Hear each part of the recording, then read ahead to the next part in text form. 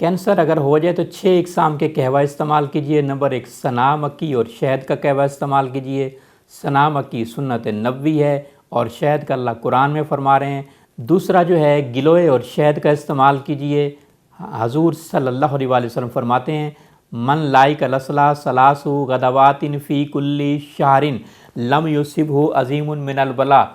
जिसने रोज़ाना सुबह सुबह 3 दिन शहद चाट लिया खाली पेट, वो उन तमाम बीमारियों से बचा रहेगा, यानी वो हर तरह की बड़ी बीमारी से बचा रहेगा और कैंसर भी बड़ी बीमारी में आता है। तीसरा सोया जो है, नबी सल्लल्लाहु अलैहि वसल्लम ने फरमाया अस्सना वस्सुनूत फ़ीहिमा दवाइन मिन कुल्लि दा। तुम्हारे लिए सना और सनूत में हर बीमारी से शिफा है। सना मक्की को कहते हैं और सोया सनूत को कहते हैं, शिब्त को भी कहते हैं। सोया का कहवा इस्तेमाल करें, ये भी मुफीद है।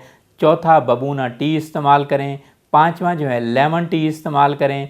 छठा जो है गुले दाऊदी, ये एक बूटी है, इसका कहवा इस्तेमाल करें। इन 6 में से कोई एक भी आप अपना लें तो आप कैंसर का इलाज कर सकते हैं, और एक कोई मुसलसल इस्तेमाल करते रहें तो आप कैंसर के मर्ज़ से बचे रहेंगे।